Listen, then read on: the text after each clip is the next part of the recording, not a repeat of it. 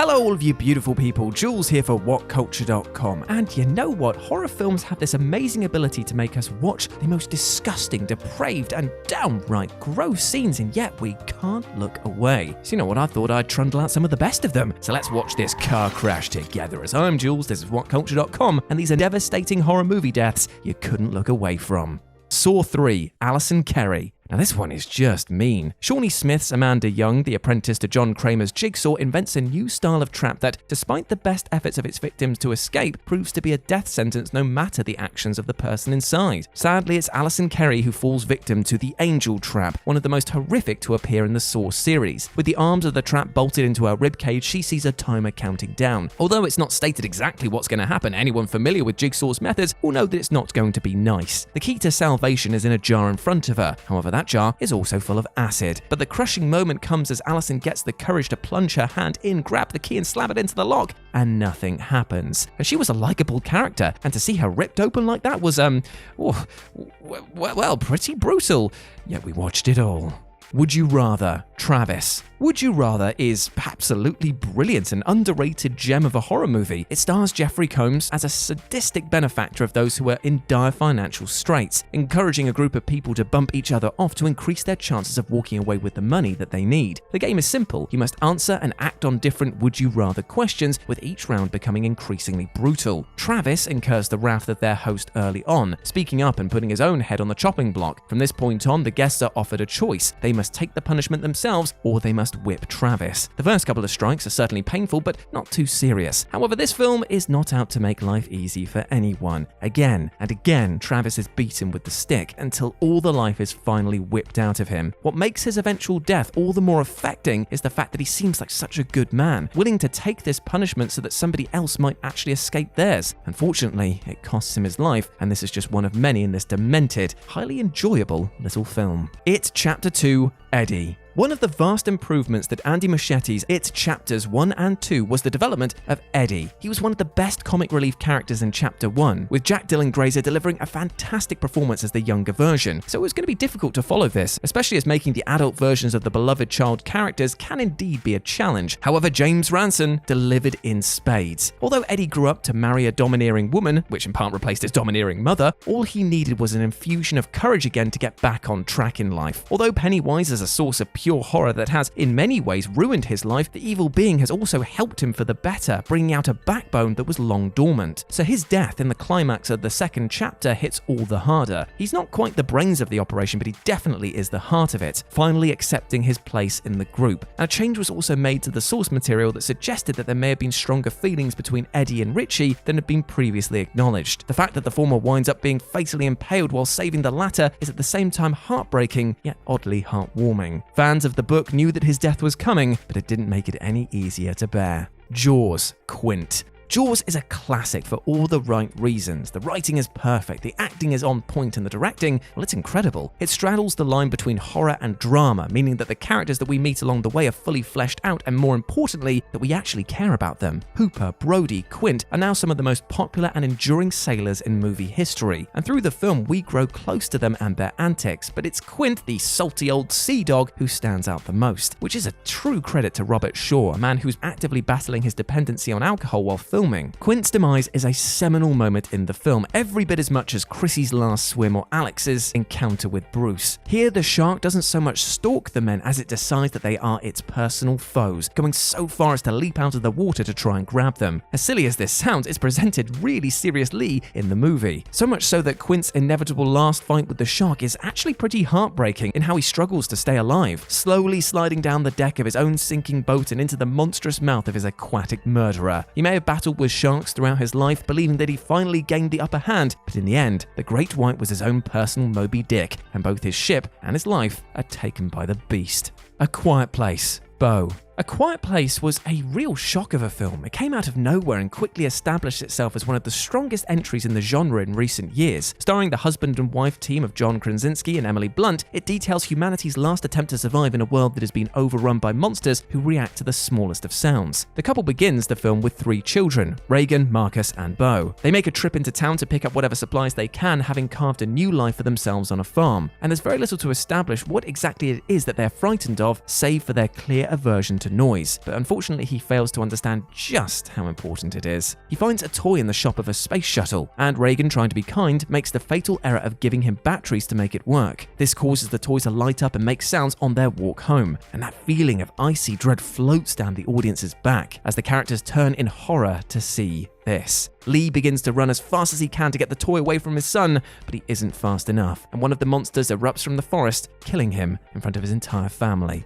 28 days later, Frank. So Frank is met by our heroes as they try to escape from a horde of infected rage virus victims. Though Frank's time in the film is somewhat brief, he quickly becomes a lovable character. He clearly loves his daughter fiercely, and also acts as both a father figure and a voice of reason for both Jim, who is still struggling to make sense of the new world that he's woken up to, and Selena, who's been surviving thanks to her battle mode being constantly activated. His death is one of the most heartbreaking scenes in the entire movie, serving the dual purpose of destroying the audience's hope while also demonstrating a new insidious way for the virus to pass. A single drop of blood falls from a corpse into his eye, and that is enough to infect him. Knowing instantly that it's all over for him, he tells Hannah how much he loves her while also begging her to stay away. His transformation is rapid, and were it not for the soldiers showing up to air quotes save the group, there's no telling how much damage this kind man could have done to the others. The Omen, Robert Thorne. Nobody could look away from Robert's death in The Omen because back in 1976, nobody had ever seen anything quite like it. Not a single woman, man, or child who had snuck in through the cinema's fire exit ever thought that they'd be cheering for a dagger to plunge into the heart of a small Boy Scout, but well, here we are. While this is by no means the most graphic or shocking death in The Omen, it is the one with the most dramatic heft. We know that getting the dagger into Damien's heart will finally end the horror, thus building the moment as an enormous release of anxiety, except there's no payoff. Despite having him on the altar, the police arrive just in the nick of time to save the poor defenseless boy and gun down the deranged would-be child killer where he stands. You can't possibly look away because you can't possibly believe that that's how things are going to end. Final destination, Todd. Todd is a nice guy. Todd is a funny guy. Todd is an innocent guy, but by God, Todd is an unlucky guy. He's one of the survivors of the doomed Flight 180 in the original Final Destination film. The first film is the most popular in the series and came at a time where the idea of death haunting survivors was nowhere near as overdone as it is now. And his death, accidental hanging in the bathtub, is so affecting because his brother had remained aboard the plane while he managed to escape. The scene plays out in typical teasing fashion with a couple of different potential causes of his death taunting the audience. Although he doesn't receive the most screen time in the film, he's already one of the standout characters, which makes it all the sadder when he is the very first to fall into death's new design. And fall he does, slipping on the toilet water that leaked out through the tiles. Barefoot, he tumbles and falls headfirst into the tub, catching his throat on the clothesline, which wraps around him, dragging out his death for almost a minute while he struggles. While his death is not the most gruesome that the series would end up offering, it is definitely one of the saddest. Poor sweet Todd. Use a dryer next time, mate. Night of the Living Dead, Ben. This is probably one of the most infamously depressing deaths in all of horror cinema. Ben is the hero of the granddaddy of all zombie movies, George A. Romero's Night of the Living Dead. And this film was shot and released back in the 60s, and it was no accident that he was a black man coming to the aid of a white family. And Ben survives the night. He manages to overcome the zombie horde and protect himself from the night. The film, were it to be a standalone movie, suggests that the zombies are being easily dispatched by the superior firepower of the humans that are working their way through the country, restoring order. And after the trials that he had to go through, Ben has watched everyone around him be dispatched either by the zombies or by their own foolish actions. And when he emerges in the morning to see what the world has waiting for him, it is a cruel, devastating fate. As one of the vigilante groups has arrived at the house and, rather than calling out to see if he's human or not, fires a bullet directly between the eyes, killing him instantly. It is now a tentpole of horror cinema, but still, Ben did not deserve what he got. Crystal Old. The premise of M. Night Shyamalan's Old sees a pharmaceutical company lure people with medical conditions to a resort that ages them at a terrifyingly rapid rate, roughly 1 year for every 30 minutes they spend on the beach. This phenomenon allows the insidious company to carry out medical trials in a matter of days that would otherwise take years. Regrettably for the guests, though, it also accelerates their own medical conditions. Crystal has hypocalcemia, a condition caused by low blood calcium levels that in this hellishly accelerated universe sees her her weakened bones break and set instantly, leaving her as little more than a visage of twisted, broken limbs. And for the beauty-obsessed Crystal, this is truly a fate worse than death. As the beach descends into chaos, as you would expect, heroes Maddox and Trent are sent to a cave to hide, finding Crystal there as her affliction takes hold. With every move that she makes towards the pair, another bone breaks, with the stomach-churning sounds and images, leaving us utterly unable to look away from this character's painful demise. Adam Blackwater. Blackwater is an absolute hidden gem of a horror movie. The 2007 Australian production sees sisters Lee and Grace, as well as Grace's husband Adam, stranded in the mangroves, after their boat is upended and their guide are viciously killed by a gargantuan saltwater crocodile. The group is left trapped, but the upended boat is just a short swim away from them, if they don't mind the prospect of being dragged underwater by an apex predator so formidable that it survived the KT extinction. After an attempt to get the boat and an escape fails, Adam bravely, or I guess stupidly, takes matters into his own hands. The most horrifying thing about the sequence that follows is the fact that Adam does appear to have achieved his goal against all odds. After uprighting the boat, he leans against the side of it, only to be instantly attacked by the crocodile. Grace's anguished moans are absolutely harrowing, and while Adam does come back up, it's decidedly not in the manner that Grace was hoping for. Rose, smile. The whole point of Smile is that it's about a curse that's passed when characters witness grisly deaths that they can't look away from. So it's fitting that the movie does its best to involve the audience in those same scenes. In this flick, psychiatrist Rose Cotter becomes haunted by a supernatural entity after witnessing one of her patients commit suicide while grinning at her. Rose soon discovers a history of suicides, all from people who also witnessed a person smiling dementedly at them before killing themselves. After undergoing an immense amount of torment and believing that she has finally escaped the creature, Rose realizes that her happy ending was only a trick. In reality, by the end of the movie, she's still at her old family home, where her tormentor soon emerges to reveal its true form in an absolutely spectacular scene. See, the enormous monster is a hellish sight, a skinless Russian nesting doll of abhorrent grins. In a completely nuts moment, the creature then proceeds to lever Rose's mouth open and force itself inside of her head first. Paralyzed with fear, Rose is powerless to resist, paralleled by the audience's complete inability to look away at this gnarly stuff that's happening on screen. All of the tape victims sinister.